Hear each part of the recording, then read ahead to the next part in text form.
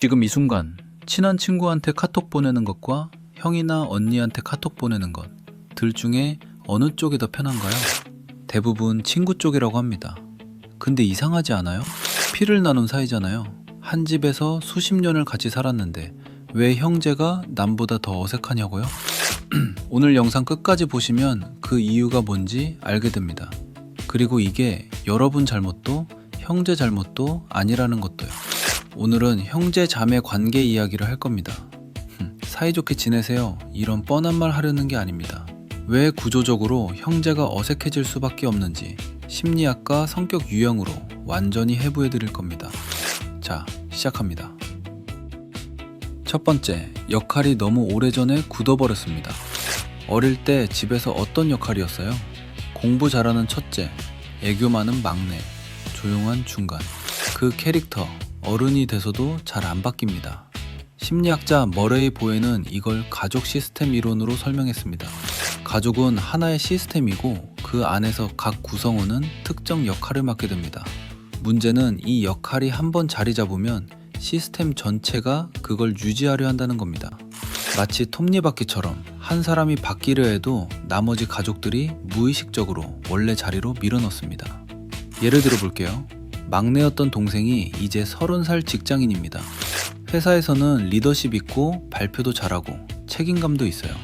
근데 집에 가면요, 형이 야 밥은 먹었어? 하면서 여전히 어린애 취급이에요. 그 동생 입장에서는 답답한데 화도 못 냅니다. 그 역할이 너무 오래됐으니까요. 가족 시스템은 변화를 위협으로 받아들입니다. 동생이 갑자기 어른처럼 굴면 형은 무의식적으로 불편해집니다. 시스템의 균형이 깨지는 느낌이 드는 거거든요. 그래서 형은 계속 어린애 취급을 하고 동생은 계속 억울하고 이 패턴이 수십 년째 반복됩니다. MBTI로 보면 J 성향이 특히 이게 심합니다. J는 기본적으로 구조와 질서를 선호하기 때문에 한번 정해진 패턴은 바꾸려 하지 않거든요. 형은 원래 이렇고 동생은 원래 저렇고 이 틀을 무의식적으로 유지합니다. P 성향은 상황에 따라 유연하게 반응하는 편이라 그나마 지금 이 순간에 상대방을 보려는 편이에요. 하지만 P도 오랫동안 굳어진 가족 시스템 안에서는 결국 자기 역할로 돌아가게 됩니다.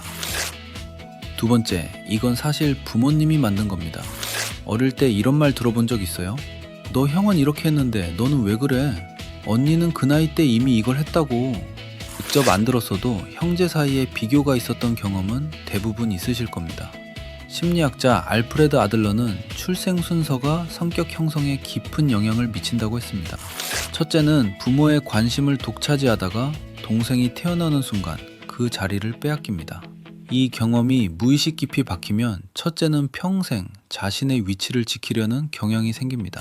반대로 둘째는 처음부터 자신보다 앞선 존재가 있는 환경에서 자랍니다. 그 존재를 따라잡으려 하거나 아니면 아예 다른 방향으로 자신만의 자리를 만들려고 하죠. 이게 형제 경쟁 자녀 감정으로 남습니다. 어릴 때 부모의 관심과 인정을 두고 경쟁했던 기억이 뇌의 패턴으로 새겨지는 겁니다. 실제로 연구에 따르면 형제 사이에서 비교를 자주 경험한 사람은 성인이 된 후에도 형제를 마주할 때 코르티솔, 즉 스트레스 호르몬 수치가 올라간다고 합니다. 경쟁이 실제로는 없어졌는데도 몸은 여전히 상대방을 경쟁자로 인식하는 거예요. 그래서 형제 앞에서 괜히 작아지거나 이상하게 잘 보이려고 하거나 그냥 불편해서 피하게 되는 겁니다. F 성향은 이 비교의 기억을 감정으로 처리합니다. 그때 그 말이 진짜 상처였어 라는 감정이 아직 살아있어요. 형제를 볼 때마다 그게 슬쩍 올라옵니다. T 성향은 다릅니다. 어릴 때 일인데 그게 지금이랑 무슨 상관이야 라고 논리적으로 정리하려 하죠. 근데 몸이 기억하는 어색함은 안 사라집니다. 머리는 괜찮다고 하는데 막상 형제 앞에 서면 어색한 이유가 이겁니다. F든 T든 비교의 상처는 남아있습니다. 처리 방식만 다를 뿐이에요. 세 번째, 가족이라서 오히려 더 못 말하는 겁니다. 친구한테는 야, 그때 그 말 좀 상처였어 할 수 있잖아요. 근데 형한테는요? 언니한테는요? 못하는 경우가 훨씬 많습니다. 심리학에서는 이걸 가족 항상성이라고 합니다. 가족 시스템은 현재의 균형 상태를 유지하려는 강한 힘이 있어요. 누군가 그 균형을 깨려 하면 시스템 전체가 저항합니다. 가족끼리 그런 말 하는 거 아니야. 차마 가족이잖아. 예민하게 굴지 마. 이 메시지들이 어릴 때부터 반복되면 가족한테는 감정을 표현하면 안 된다는 패턴이 만들어집니다. 심한 경우에는 감정 표현 불능증으로 이어지기도 합니다. 자신의 감정을 인식하고 언어로 표현하는 능력 자체가 가족 앞에서 차단되는 겁니다. 그 결과가 뭐냐면요. 친구한테는 솔직할 수 있는데 가족한테는 오히려 포커페이스를 유지해야 하는 아이러니가 생깁니다. 형제 앞에서 진짜 나를 꺼내지 못하게 되고 그게 어색함으로 이어지는 거예요. 아이 성향인 형제가 있다면 이게 더 심하게 나타납니다. 내향인은 원래도 감정을 밖으로 잘 안 꺼내는데 가족 앞에서는 더 다쳐버려요. 그래서 아이인 형제를 둔 분들은 쟤는 왜 저렇게 차갑지? 느끼는 경우가 많습니다. 차가운 게 아닙니다. 그냥 표현을 못하는 거예요. 이 성향은 좀 다릅니다.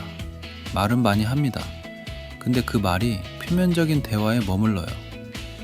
진짜 속 얘기는 가족한테 안 하고 친구한테 먼저 털어놓는 게 더 편하고, 이든 아이든 가족한테는 감정을 제대로 표현 못하는 패턴이 생깁니다. 구조가 그렇게 만들어져 있으니까요. 네 번째, 같이 살지 않으면 이방인이 됩니다. 형제와 같이 살 때를 떠올려 보세요. 그때는 딱히 노력 안 해도 대화가 됐잖아요. 공유하는 일상이 있었으니까요. 같은 밥을 먹고 같은 TV를 보고 같은 집에서 잤습니다.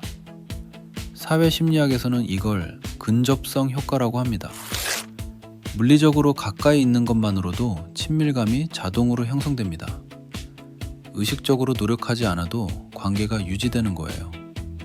이게 수동적 관계 유지입니다. 근데 각자 독립하거나 결혼하면 어떻게 되느냐? 공유하는 일상이 사라집니다. 이제 관계를 유지하려면 의식적인 노력이 필요합니다. 수동적 관계에서 능동적 관계로 전환이 되는 거예요. 문제는 형제 관계가 원래 수동적으로 유지되던 관계였다는 겁니다. 능동적으로 노력하는 방법을 배운 적이 없어요. 친구한테는 야, 오랜만이다, 밥 먹자가 자연스럽게 나옵니다. 근데 형이나 동생한테 똑같이 하려면 연락하는 것 자체가 이벤트가 되어버립니다. 제2 성향인 형제는 연락이 끊기면 그냥 그 상태를 유지합니다. 명절 때 보면 되지 라고 패턴화 해버리거든요. P성향은 즉흥적으로 생각날 때 연락하는 스타일인데 형제한테 그게 잘 안 됩니다. 일상을 공유하지 않으니까 생각 자체가 잘 안 나는 거거든요. 결국 J든 P든 독립 이후 형제 관계는 구조적으로 소원해질 수밖에 없습니다. 마지막 다섯 번째, 오늘 영상에서 가장 근본적인 원인입니다. 우리는 형제를 선택한 적이 없습니다. 친구 관계는 어떻게 만들어집니까? 내가 고릅니다. 나와 맞는 사람, 나와 통하는 사람을 직접 선택해서 만든 관계입니다. 근데 형제는요? 아무도 선택하지 않았습니다. 태어나 보니 그냥 옆에 있던 사람이에요. 사회학자들은 이런 관계를 의무적 유대라고 부릅니다. 선택이 아니라 의무로 묶인 관계라는 뜻입니다. 연구에 따르면 의무적 유대 관계에 있는 사람들은 자발적으로 선택한 관계보다 심리적 부담을 더 크게 느낀다고 합니다.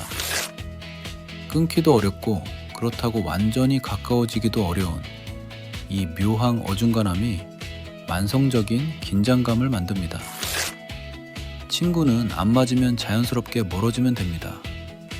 근데 형제는 완전히 멀어지는 것도 불편하고 가까워지려니 방법을 모르겠고, 이 딜레마 자체가 어색함으로 나타나는 겁니다. T와 F 조합이 형제 사이에 섞여 있을 때 이 딜레마가 극대화됩니다.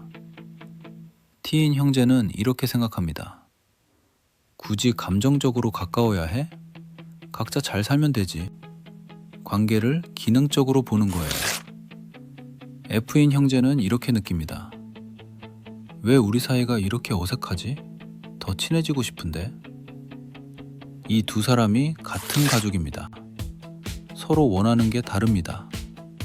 근데 그걸 대화로 조율한 적이 없어요. 가족이니까 원래 그런 거라고 그냥 넘어가니까요. 이게 어색함의 가장 깊은 뿌리입니다. 자, 5가지 정리해 드리겠습니다. 첫째, 역할 고착화입니다. 가족 시스템이 변화를 맞기 때문에 서로를 지금의 사람이 아니라 어릴 때 캐릭터로만 봅니다. 둘째, 비교의 기억입니다. 부모가 만든 경쟁 구도가 어른이 돼서도 몸에 새겨져 있습니다. 셋째, 감정 표현 억제입니다. 가족 항상성 때문에 가족 앞에서 오히려 진짜 감정을 꺼내지 못합니다. 넷째, 공유 일상의 소멸입니다.